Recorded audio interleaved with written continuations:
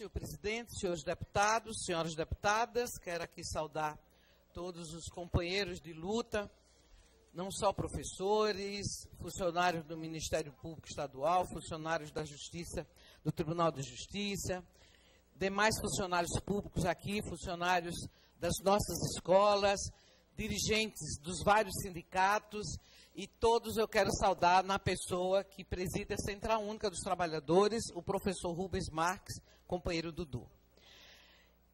O que me traz ao grande expediente nesse momento é exatamente a discussão desses dois projetos sobre a Previdência.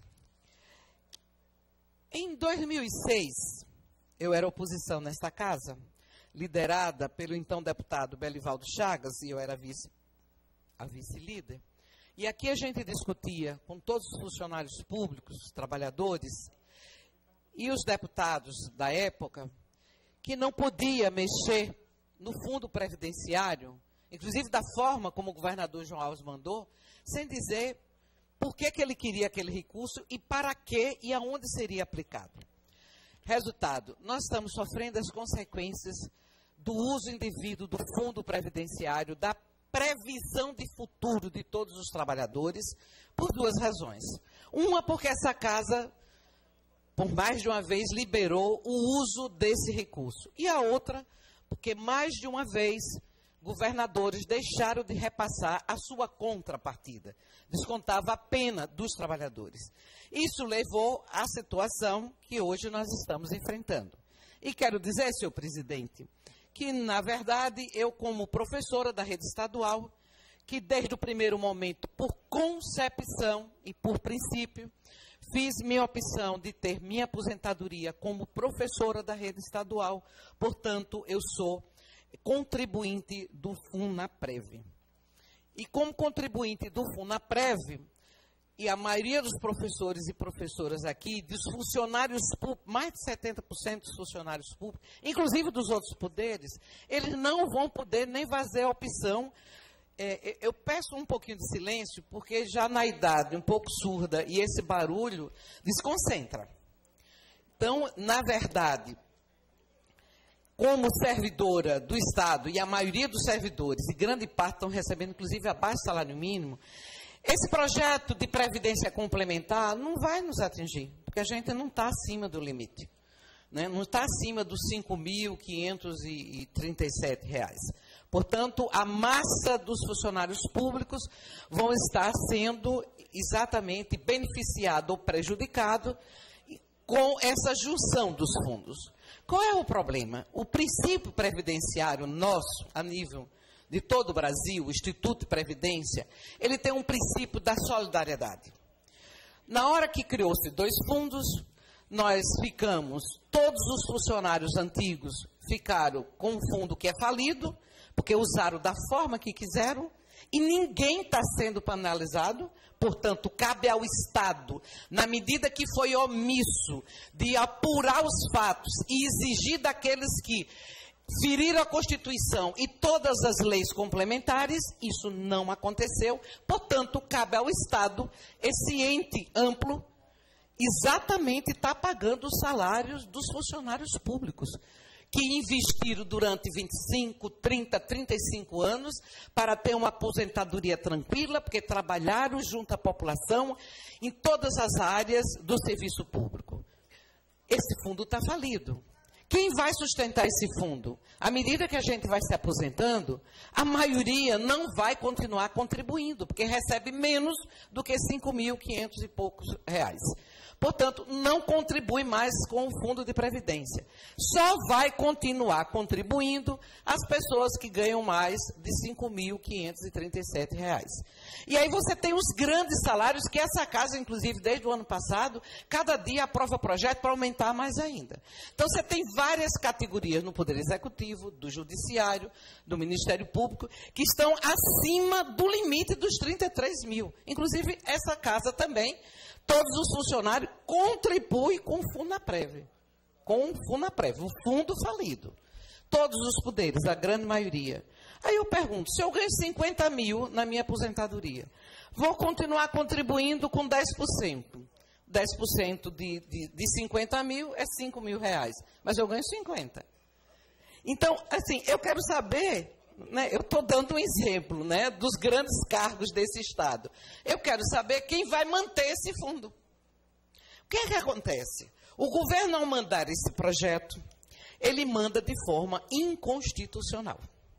Ele não manda o impacto e o estudo atuarial. E ele não manda nenhuma previsão econômica de sustentação desse fundo para que, na hora que esse novo fundo está sendo criado, ele comece a pagar os aposentados, ele tenha sustentabilidade. E não tem. Não tem.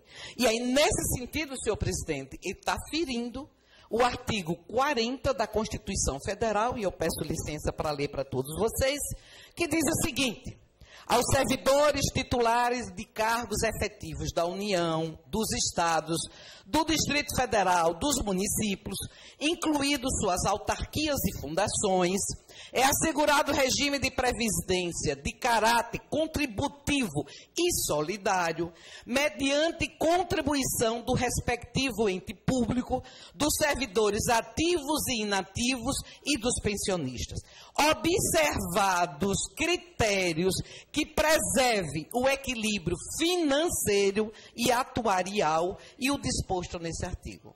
Então, veja bem, não tem nenhuma base constitucional essa reforma da Previdência.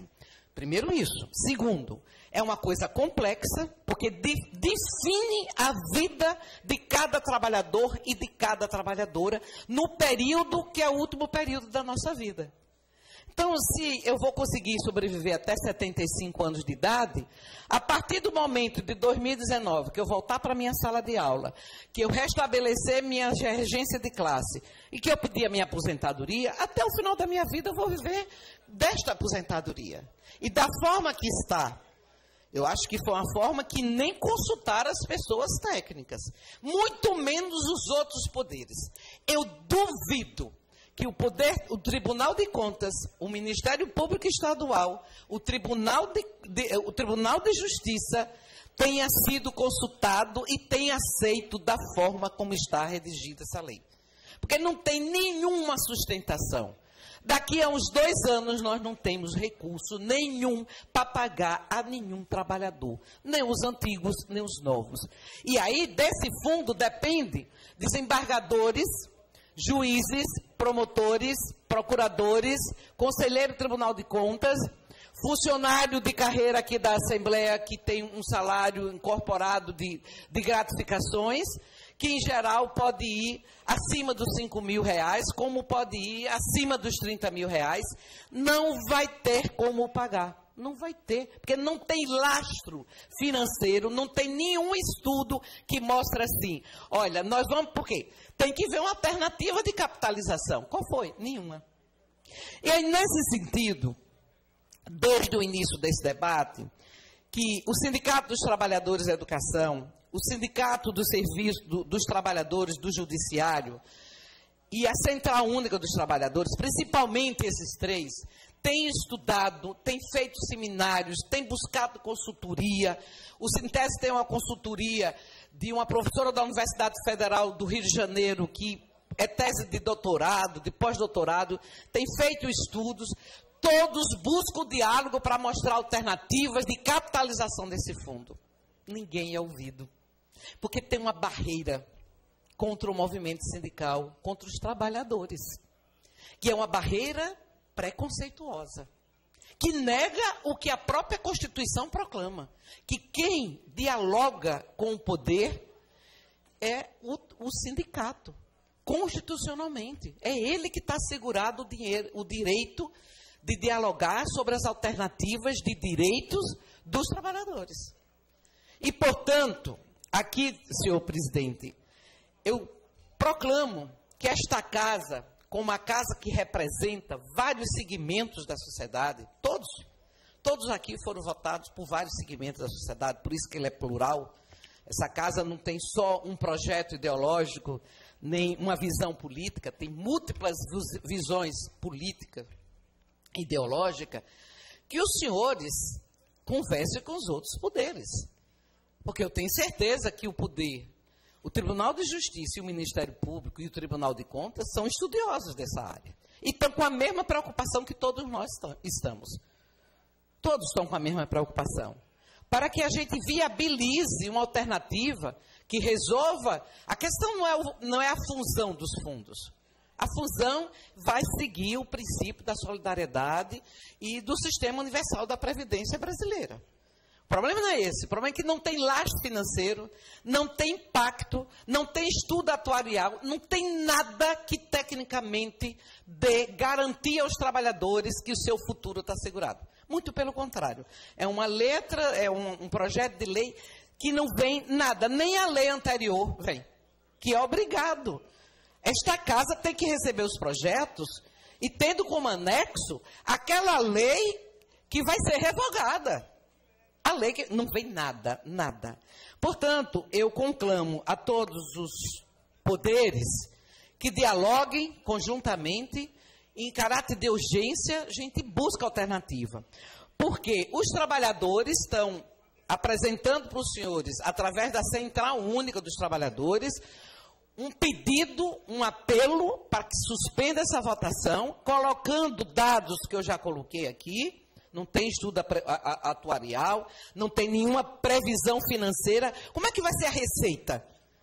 Como é que vai ser a sustentação econômica desse fundo? Não tem. Não tem. Então é gravíssimo e esta casa não pode errar mais para prejudicar os trabalhadores. Não pode. Essa casa tem que acertar. E aí, para terminar, senhor presidente, os trabalhadores, de uma forma especial, o sindicato que eu milito, o Sindicato dos Trabalhadores da Educação, nas suas propostas, ele tem alternativas. Se os governos anteriores e o poder, ele é impessoal. Então, quem errou tem que responder. Se os governos anteriores levaram à falência, o Estado tem que começar a pagar aquilo que gerou todo esse prejuízo.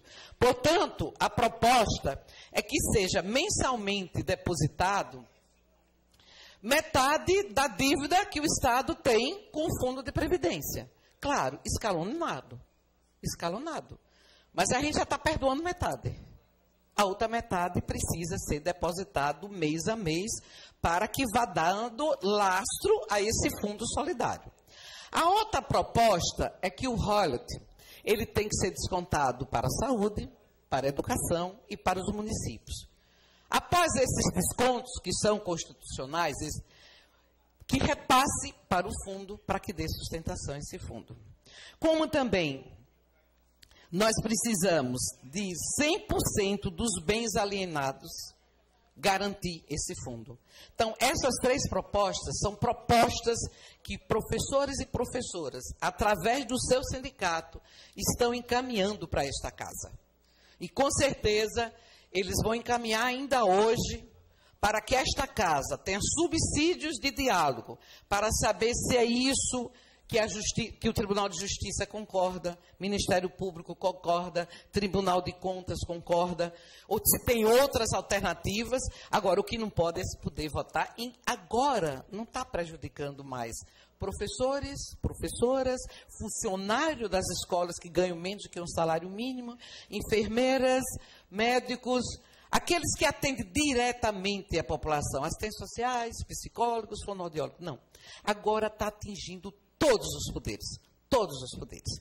Portanto, fica aqui o nosso apelo, o nosso encaminhamento e a crença de que esta casa, diante dessa conjuntura tão ruim para os trabalhadores e para a maioria da população brasileira, essa casa tenha maturidade política suficiente para que possamos, juntos, ver um caminho com rapidez, com competência, que leve exatamente a eficiência e eficácia do nosso fundo, pagando regulamentos aposentados e dando garantia a todos aqueles que vão se aposentar, que tenham um futuro garantido a partir de encaminhamentos e de soluções pensadas coletivamente por esta Casa, pelos outros poderes, com a contribuição dos trabalhadores, das trabalhadoras, liderada pela Central Única dos Trabalhadores, porque tem competência, tem compromisso, e somos nós, vítimas exatamente de descaminhos que ao longo da história aconteceu com o nosso fundo previdenciário. Era isso, senhor presidente, senhoras e senhores deputados.